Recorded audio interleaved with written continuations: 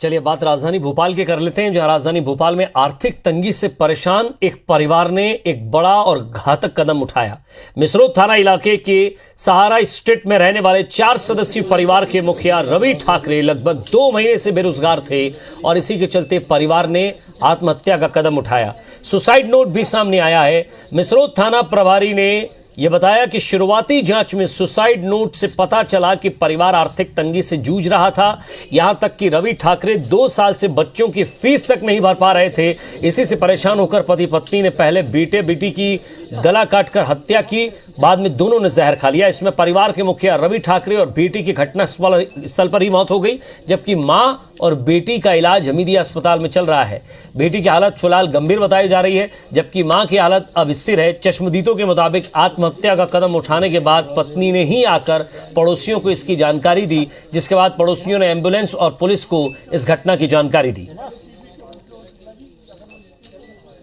रवि ठाकरे और उनकी पत्नी रंजना ठाकरे ने जहर पिया और दोनों बच्चों को सोते हुए में कटर से गला काटा। बता रहे हैं कि आर्थिक तंगी से परेशान थे और डिप्रेशन में थे, इसके कारण इन लोगों ने इस प्रकार का आत्महत्या है। वही बेरोजगारी पिछले 2 महीने से घर पे बैठे हुए थे। ये बिल्कुल सिविल इंजीनियर है, काफी 25 साल पुराने सिविल एक्सपीरियंस सिविल इंजीनियर।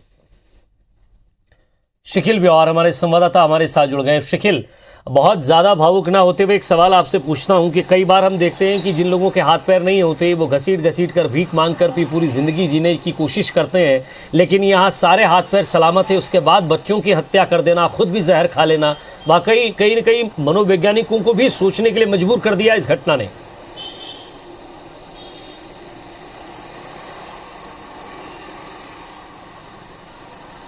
निश्चित तौर पर जिस प्रकार से ये पूरी घटना हुई है विजय, उससे कहीं ना कहीं ये बात तो साबित यहाँ पर होती है कि जो झकझोर देने वाली जो घटना सामने आई है, ये कहीं ना कहीं मानसिक स्थिति की अस्थिरता का प्रमाण यहाँ पर है। साफ तौर पर जिस प्रकार से यहाँ पर बताया जाता है, जो काउंसलर्स हैं, इसके अलावा जिस प्रकार से जीवन शैली को सुधार के लिए जो यहाँ पर जो लोग हैं, जो काउंसलर्स हैं, जो बात यहाँ पर करते हैं, वो भी साफ तौर पर यहाँ पर कहते हैं कि कहीं ना कहीं इस प्रकार के जो कदम होते हैं, यानी कि आत्महत्या का जो कदम होता है, वो कहीं ना कहीं व्यक्ति की कमजोरी का कारण यहाँ पर बनता है। 2 महीनों से जरूर इनका सुसाइड, जिस प्रकार से नोट यहाँ पर मिला है तो उसमें बताया गया है कि 2 महीनों से ये बेरोजगार यहाँ पर थे। 18 लाख रुपए कर्जा था, 10 लाख रुपए ये चुका चुके थे। इसके अलावा जिस प्रकार से उन्होंने फ्लैट यहाँ पर खरीदा था, उनकी किस्तें यहाँ पर जारी नहीं हो पा रही थी। 2012 से इनकी जो आर्थिक स्थिति थी वो यहाँ पर डगमगाई हुई थी।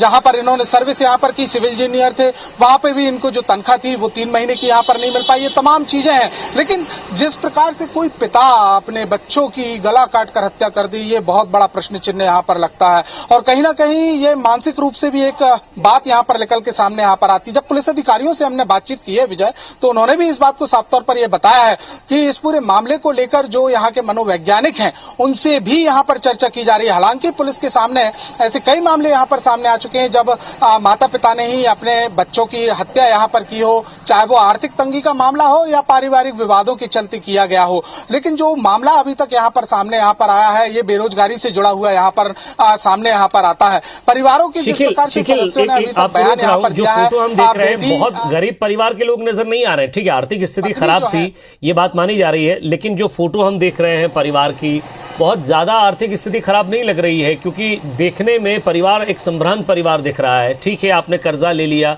लेकिन कई शासन की योजनाएं हैं, आप किसी से बात कर सकते हैं, या किसी से उन्होंने चर्चा नहीं की, या फिर वाकई कुछ शासन की ऐसी योजनाओं की उन तक जानकारी नहीं पहुंची। क्योंकि लगातार आप देखिए कि किस तरह से संवेदनशील सरकार है कि वो लोगों तक अपनी योजना पहुंचाने की कोशिश कर रही है, लेकिन ऐसे लोग भी हैं जो कुछ जानने के लिए, सोचने के लिए कोशिश भी नहीं करते हैं, सिर्फ और सिर्फ आत्महत्या की तरफ बढ़ जाते हैं।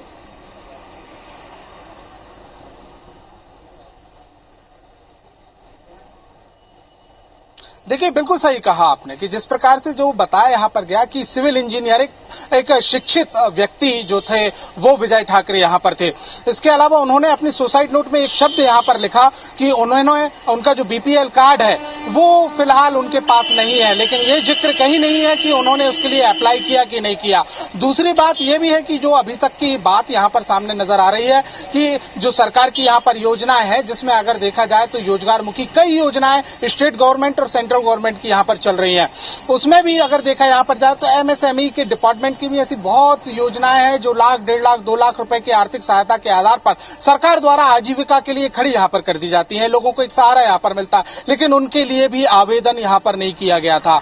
पढ़े लिखे परिवार के होने के बावजूद भी अगर कोई व्यक्ति जो है शासन प्रशासन की योजनाओं को लाभ लेने के लिए भी पहल अगर नहीं कर पा रहा है, अपने आप में बड़ा प्रश्न चिन्ह यहाँ पर खड़ा होता है। बात ग्रामीण क्षेत्रों की यहाँ पर होती, अनपढ़ के व्यक्ति की बात यहाँ पर होती, या ऐसे व्यक्ति की बात यहाँ पर होती जो दूर अंचलों से सुदूर यहाँ पर है, लेकिन राजधानी भोपाल जो कि प्रदेश की राजधानी यहाँ पर है, वहां भी एक पढ़ा लिखा व्यक्ति अगर इस प्रकार का कदम यहाँ पर उठाता है तो अपने आप में एक बड़ा प्रश्न चिन्ह खड़ा यहाँ पर इस बात का होता है कि कहीं ना कहीं मानसिक स्थिति जो है वो कुछ न कुछ खराब यहाँ पर हो सकती है।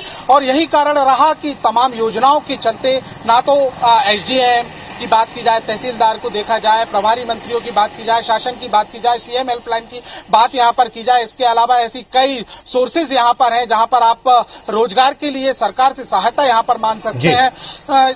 इन तमाम योजनाओं वाकई सवाल कई खड़े होते हैं शकील, लेकिन आखिर किस तरह की मनस्थिति रही होगी इसके बारे में भी समाज को और मनोवैज्ञानिकों को सोचने की जरूरत है, ताकि ऐसे में अगर कोई परिवार परेशान है तो कम से कम उसकी मदद की जाए, बजाय मौत को गले लगाने के परिवार को खत्म करने के। बहुत बहुत शुक्रिया इस तमाम बातचीत के लिए।